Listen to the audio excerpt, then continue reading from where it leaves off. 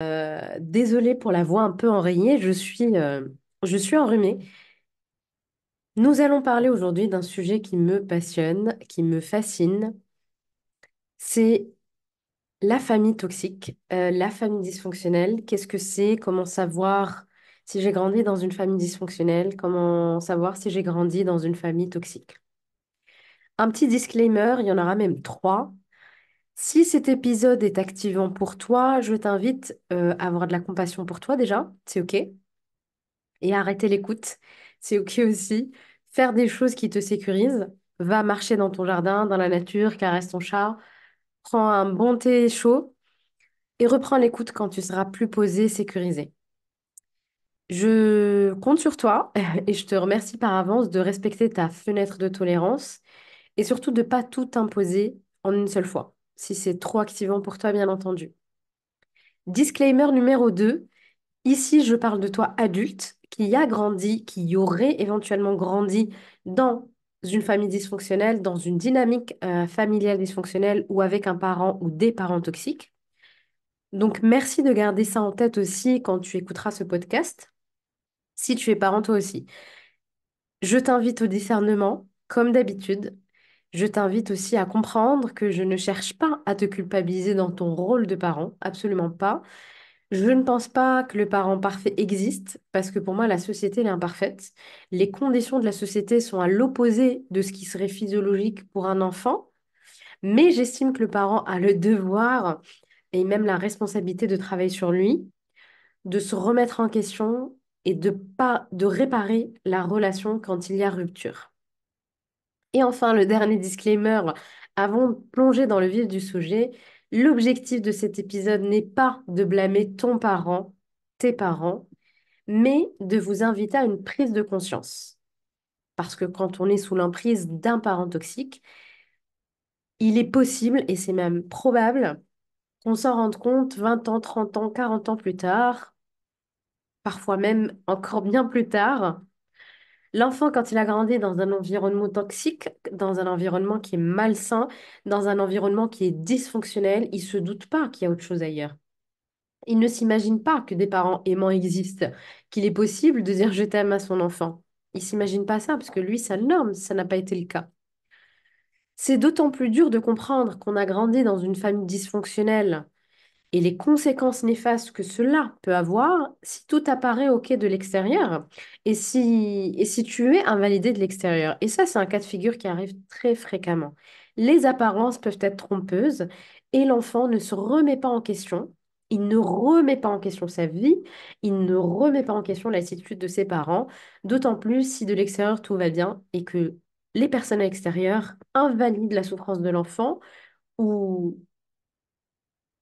sont indirectement complices du ou des parents toxiques. En parlant de prise de conscience, il est très très fréquent de comprendre, d'avoir cette prise de conscience quand on devient soi-même parent. Ça ne veut pas dire que devenir parent est obligatoire pour se rendre compte s'il est en prise ou pas, mais de mon expérience et de ce que je remarque très souvent sur mes clients, c'est que le fait de devenir parent t'invite à avoir un recul, t'invite à te poser des questions. Cet épisode a pour but de te montrer que tu n'es pas seul, de vous montrer que vous n'êtes pas seul, de vous inviter à prendre conscience de l'emprise, de l'immaturité émotionnelle du parent ou des conséquences sur toi, adulte maintenant, des comportements toxiques qu'a pu avoir ce parent vers toi ou que n'a pas eu ce parent vers toi. Ça, c'est très important aussi, parce que le trauma, ce n'est pas juste ce qui s'est passé, c'est aussi un manque de quelque chose, une carence affective, par exemple. Tout un programme, hein, n'est-ce pas? Euh, Avant de tourner cet épisode, j'ai dû moi-même faire un peu de régulation pour m'ancrer et ne pas me laisser emporter par mes émotions. Mais m'écrire le script de cet épisode, à vrai dire, a été activant pour moi. Je sentais une pointe dans mon cœur. Et tu te doutes bien que si je me spécialise de plus en plus sur les familles dysfonctionnelles, c'est que je souhaite apporter de mon expertise, bien sûr. Maintenant, ça fait 10 ans que je vous accompagne, mais aussi mon expérience personnelle. Je ne suis pas devenue thérapeute parce que j'ai grandi dans un modèle familial parfait, aimant et sécurisant, loin de là. D'ailleurs, vous serez peut-être surpris du nombre de personnes que j'accompagne ou que j'ai accompagnées et qui sont dans ce cas de figure, dans le cas de figure de la famille normale à l'extérieur, mais quand tu rentres à l'intérieur, tu te rends compte que le cadre, il est ni aimant, ni sécurisant, ni rassurant pour l'enfant qui essaye de naviguer dans cet environnement-là. Commençons par le début. Qu'est-ce qu'une famille supposée être saine? Tout simplement une famille dans laquelle l'enfant peut se développer de manière saine, autant physiquement que psychologiquement, mentalement, émotionnellement, etc. Un enfant qui peut être accompagné dans ses émotions. L'enfant n'a pas la capacité de se réguler. Le cortex se forme jusqu'à 7 ans environ. Il a du coup besoin d'être co-régulé par un parent sécure. Du coup, tu te doutes bien que si un parent est dérégulé lui-même, comment veux-tu qu'il aide l'enfant à se réguler? Comment veux-tu qu'il y ait une co-régulation qui soit saine pour l'enfant? Une famille saine, c'est aussi un environnement qui permet le respect mutuel. Donc, le parent qui respecte l'enfant, l'enfant qui respecte le parent. Ça n'aille pas dans un sens. Dans certaines familles, c'est je suis le parent, donc toi, tu n'as pas le droit de parler. Ça arrive très, très fréquemment. C'est aussi un environnement qui va permettre à l'enfant de poser des limites, de respecter ses propres limites. C'est-à-dire que le parent respecte les limites de l'enfant et donc cet enfant-là, qui devient ensuite adulte, apprend à poser des limites aux autres et à ce qu'il trouve normal qu'on respecte ses propres limites. Une famille normale, une famille saine, c'est une famille qui accepte aussi l'individualité de l'enfant, qui accepte que l'enfant fasse des erreurs, qui accepte que l'enfant ne soit pas d'accord avec eux. Une famille saine, c'est un temple sacré, hein. C'est un espace sécurisant, c'est un cocon, c'est une chrysalide où l'enfant peut grandir et devenir l'adulte avec des bases saines, équilibrées, sécures. Et c'est un enfant qui deviendra un adulte outillé pour affronter la vie, pour s'épanouir, pour être authentique. Personnellement, je me suis longtemps demandé est-ce que ce genre de famille existait vraiment, tellement ça paraissait lunaire et juste inimaginable pour mon cerveau bien traumatisé. Pour toi, ça te paraît peut-être trivial, pas pour moi, vraiment, et pas pour un nombre très élevé de personnes que j'accompagne. J'ai le rêve, je ne sais pas si c'est un rêve ou une utopie, je ne sais pas, que tous les enfants du monde soient protégés et grandissent dans une chrysalide sécurisante, amour, aimante, saine, réconfortante. Je crois vraiment que le monde sera en paix, n'est-ce pas? Mais bon, je m'éloigne un peu du sujet. Maintenant que je t'ai brièvement décrit ce qu'est une famille saine, maintenant, qu'est-ce qu'un parent toxique? Il y a différents degrés de toxicité, bien évidemment. Ce qui me semble primordial, c'est de faire la différence entre la toxicité volontaire et la toxicité involontaire. Il y a des parents qui sont clairement toxiques avec leur enfant est leur proie. C'est le cas des parents maltraitants physiquement, par exemple. Les viols, les coups, défaut de soins, etc., etc. Ce type de parents sont volontairement toxiques et ont pour but de détruire l'enfant et sa psyché. C'est une destruction volontaire. Le parent narcissique aussi peut rentrer pour moi dans cette catégorie. D'autres formes de toxicité sont, elles, involontaires. Elles sont parfois insidieuses et nombreuses. Mais attention, responsables. OK? Un parent peut ne pas vouloir être toxique, mais il est toxique. Pourquoi? Parce qu'il ne prend pas la responsabilité justement de travailler sur sa toxicité. Il ne travaille pas sur ses traumas. Il ne se remet pas en question. Il n'a pas connaissance de certaines choses. Nos grands-parents, par exemple, n'étaient probablement pas au courant des neurosciences. Peut-être même mes parents à l'époque, vu mon âge. Ils n'avaient pas toutes les infos dont on dispose aujourd'hui sur les neurosciences, l'importance du parentage proximal, etc. Un parent peut ne pas vouloir être toxique et vous aimer à sa façon, mais adopter un comportement qui, lui, est toxique.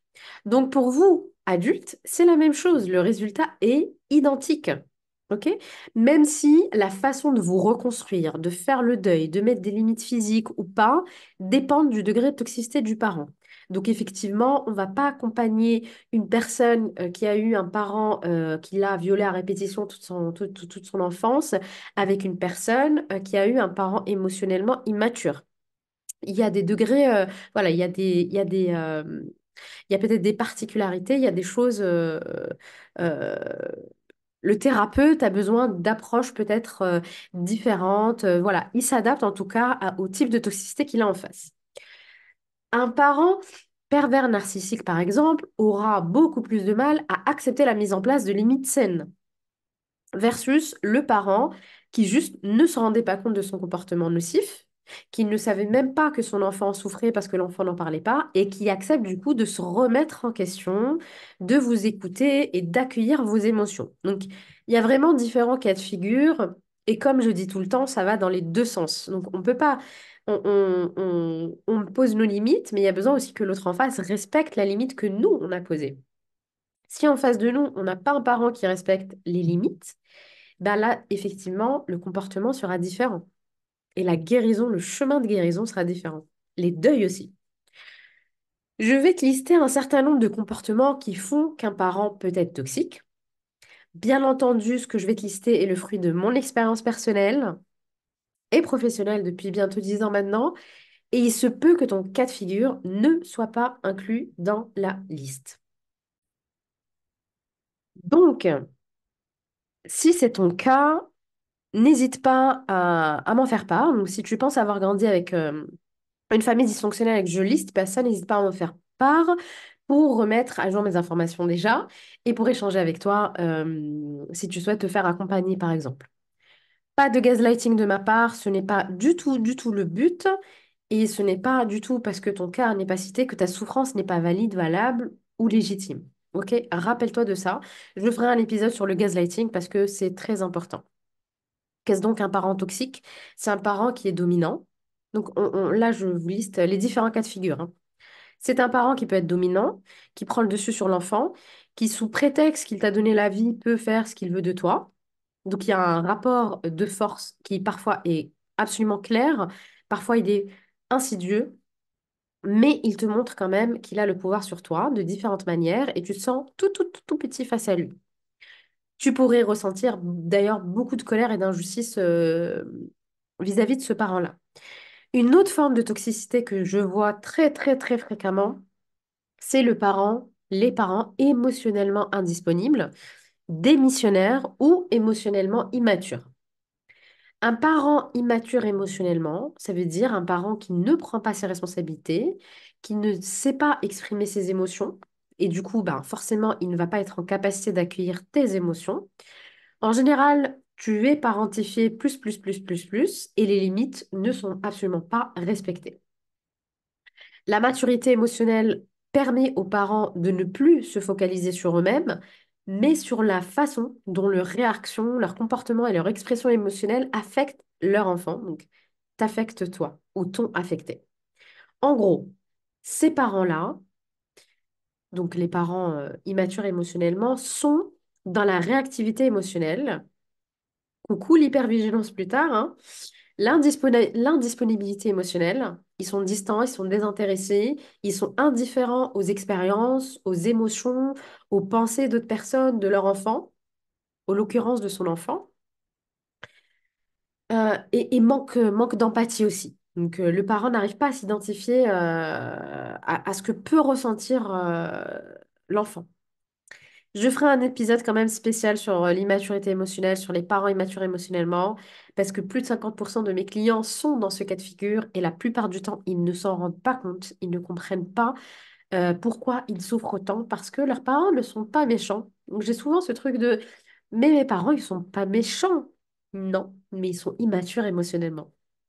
Et l'immaturité émotionnelle peut faire vraiment des dégâts, donc c'est pas à prendre à la légère, ok? D'ailleurs, en parlant de clients que j'accompagne, il y a une question que je pose souvent et que moi je te pose aujourd'hui. Prends le temps d'y réfléchir si c'est pas instantané, si la réponse elle vient pas tout de suite. Quand tu regardes ton parent, est-ce que tu es un adulte? Est-ce que tu as une position d'adulte ou est-ce que tu as une position d'enfant? Est-ce que tu es apeuré ou est-ce que tu es confiant parce que tu sens que votre relation elle est équilibrée? Si c'est un parent qui regarde son enfant, je t'invite vraiment, vraiment à aller voir ton enfant intérieur, de le rassurer, parce qu'il y a probablement de la souffrance en lui, des choses à dire. L'enfant intérieur, c'est mon sujet de prédilection. J'en parlerai très, très souvent ici. D'ailleurs, j'ai un programme sur l'enfant intérieur que tu peux faire de manière autonome. Je le conseille souvent en thérapie, en accompagnement de thérapie. D'ailleurs, ceux qui prennent la formule papillon avec moi ont ce programme-là qui est inclus dedans. Il y a du coup d'autres formes de toxicité, de comportement toxique. Tu t'en doutes bien, il n'y a pas que ce que j'ai cité. Un parent qui est autocentré, qui ne peut pas se féliciter de la réussite de son enfant, qui banalise même tout ce qu'il fait, c'est la moindre des choses que tu réussisses. Si le minimum syndical, n'est-ce pas? Donc, ça va devenir un adulte qui va toujours faire plus, plus, plus, être même dans le sacrifice pour qu'on puisse l'aimer, qu'on puisse le regarder, etc. Mais en fait, ça va jamais suffire. Un autre parent toxique, c'est celui qui se moque de son enfant, qui le culpabilise, qui ne s'excuse jamais, qui ne se remet pas en question, qui n'est jamais content, qui te met tout le temps la pression, qui te jalouse même.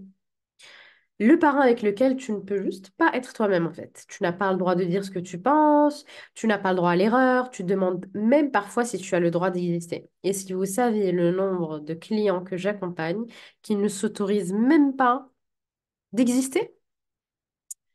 Il y a aussi le parent qui gaslight. Le gaslighting, c'est l'action de tromper. Donc ça, c'est la définition que j'ai trouvée en français, parce que c'est un terme anglais.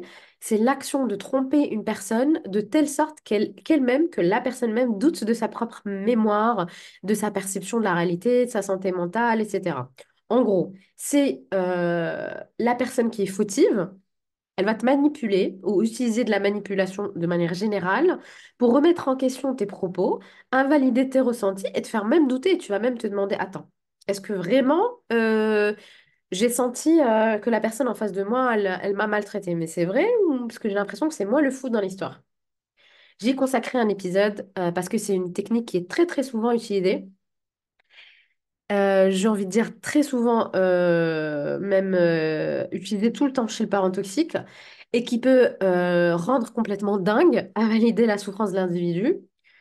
Hélas, hélas, hélas, il y a des thérapeutes qui gaslight aussi via leur jugement ou par manque de professionnalisme, par manque d'expérience, etc. Et j'en vois très souvent parce que j'ai beaucoup de témoignages de clients qui ont eu des thérapeutes ensuite. Bien heureusement, c'est pas le cas de tout le monde, mais ça existe aussi. Donc, disclaimer, si tu te fais gaslighter par ton entourage, non. Si tu te fais gaslighter par ton thérapeute, non, parce que tu le payes en plus, donc c'est triple non, hein. J'en reviens du coup aux parents toxiques. Il y a aussi celui avec lequel tu ne peux juste pas être authentique, tu ne peux pas être toi-même avec lui. Il est même interdit d'avoir le même avis, d'avoir un avis différent que ce parent. Euh, ton authenticité, pardon, est complètement impossible. Et en général, tu ne vas même pas savoir qui tu es à force d'avoir caché cela sur différents masques. J'en parle très souvent de l'authenticité et l'attachement. Si je te pose la question, est-ce que tu sais qui tu es aujourd'hui? Je te laisserai répondre. Et si tu n'arrives pas à répondre à la question, si tu n'arrives pas à savoir qui tu es vraiment, ben, il y a forcément besoin de thérapie pour aller voir qui étais-tu avant qu'il y ait 1 milliard de masques que tu as dû mettre par mécanisme de protection. Une autre forme de toxicité, c'est le parent qui va utiliser la comparaison pour te rabaisser. Tu vois, la voisine, elle a 30 ans, elle n'est pas mariée, elle, ça, on voit beaucoup ça dans nos cultures. Tu vois ton cousin, il est avocat, etc., etc., etc. Sans parler du parent qui n'apporte pas de soutien émotionnel, de soutien physique, de soutien mental. Il ne souhaite pas le faire, ne sait peut-être même pas le faire. Dans le cas du parent immature émotionnellement, par exemple. Les émotions de l'enfant réveillent de vieux dossiers chez le parent qui va utiliser une stratégie d'évitement pour laisser la boîte de Pandore fermée. On va surtout pas ouvrir les dossiers transgénérationnels. On va surtout pas aller creuser dans les blessures familiales, que nenni. Aux dépens de l'enfant, bien sûr, mais au moins l'adulte, donc le parent, il est tranquille et il peut reprendre normalement sa vie d'adulte comme si de rien n'était. Une autre arme fatale, c'est le chantage affectif, la culpabilité. Le parent, dans ce cas, il est souvent dépendant affectif. L'enfant devient son propre complément alimentaire, j'ai envie de dire. Tu trahis ton parent, il a l'impression que tu le trahis en tout cas, parce que toi, tu le trahis pas, hein, tu vis juste ta vie. Le parent a l'impression que tu le trahis dès que tu as des amis, dès que tu es amoureux, dès que tu choisis un métier qui te plaît, dès que tu changes de métier, dès que tu fais quelque chose, dès que tu respires peut-être. Il devient même culpabilisateur au lieu de prendre la responsabilité de travailler sur lui. Parce qu'il faut savoir qu'il te culpabilise sûrement pour des choses qu'il n'est même pas lui-même capable de gérer. Ou parce que certaines choses que tu fais ou dis activent ses propres traumas à lui. Ça, c'est très très important à comprendre et ça te permet d'avoir du recul par rapport à ce que tu vis. Là, j'ai fait un beau panel du coup de ce que peut être la toxicité. Une autre forme de toxicité quand même qui est courante, c'est le parent intrusif, qui n'existe que via votre vie. Donc, tu n'arrives pas à avoir d'intimité, tu n'arrives pas à avoir de vie perso, tu n'as aucune limite, tu ne peux même pas avoir de limite. Ce parent, il est peut-être jaloux. Oui, oui, ça existe. Et ne me dites pas qu'un parent aime son enfant et qu'il ne peut pas être jaloux de son enfant. Je vous assure, ça existe. C'est juste très tabou. Ce parent-là, il sait peut-être juste simplement pas quel est son rôle en dehors d'être parent. Ça arrive très fréquemment aussi dans certaines cultures où il y a je ne vais pas citer de culture pour ne pas heurter peut-être, mais il y a des cultures où le parent, il est complètement intrusif et l'enfant, en fait, n'existe pas en dehors du parent. Souvent des cultures où la personne va se marier d'ailleurs très tard, où elle va rester habiter chez ses parents jusqu'à 40 ans, etc., etc. Donc ce parent-là, il sait même pas qu'il est en dehors de parents. Donc moi, je dois être là pour toi parce que si toi tu pars de la maison, moi je suis qui en fait? Mais c'est aux parents de travailler ça, pas à vous. C'est un parent qui est probablement émotionnellement immature, qui a des traumas, etc. Anyway, les comportements toxiques peuvent bien sûr se cumuler. Et d'ailleurs, ils se cumulent très souvent, hein. C'est pas parce que là, j'ai fait des catégories que la catégorie 1 ne se cumule pas avec la catégorie 2, hein.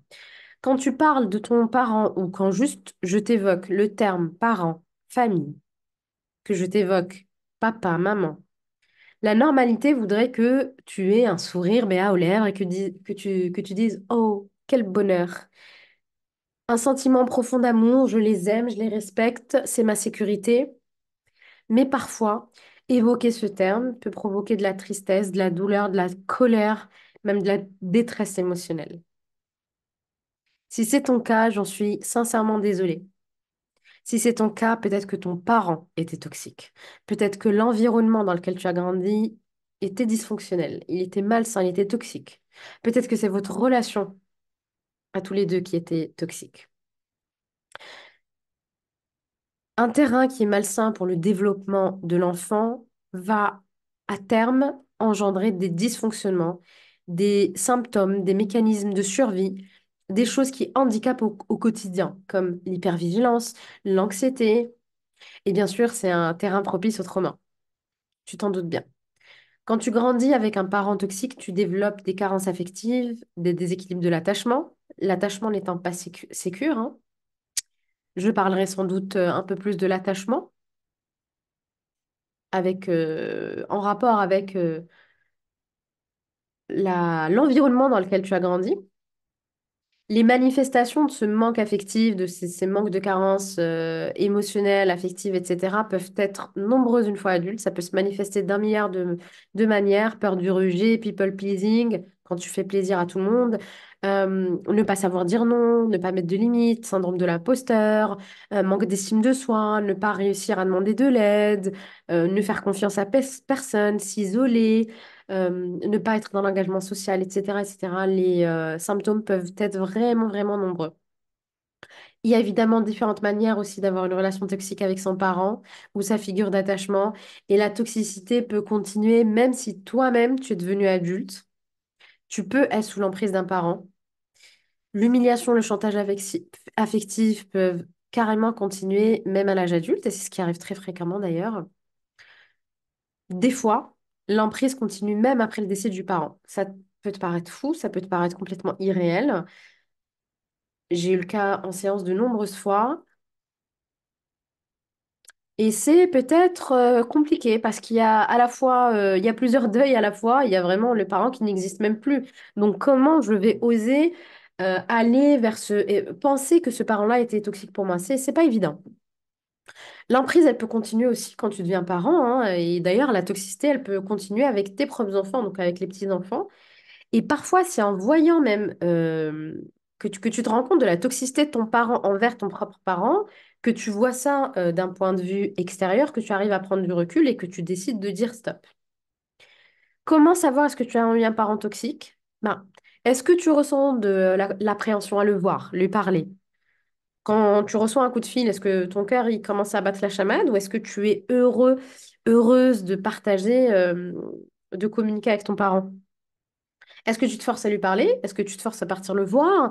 Est-ce que tu fais semblant que tout va bien à Noël alors que tu noies ta souffrance dans l'alcool? Est-ce que les canapés apéritifs trop bons de Picard sont aussi froids que l'ambiance quand tu es avec tes parents? Est-ce que ton parent t'oblige à avoir les mêmes idées que lui? Est-ce que tu es anxieux? Est-ce que tu ressens des symptômes d'anxiété à sa présence? Est-ce que ton parent te maltraite physiquement, émotionnellement, énergétiquement? Oui, la magie noire, ça existe, hein. C'est important à préciser. Dans certaines cultures, il y a beaucoup de maltraitance énergétique. Ton parent, est-ce qu'il a une addiction? Est-ce que tu es en hypervigilance? Est-ce que tu sens le danger même si ton parent n'est pas là?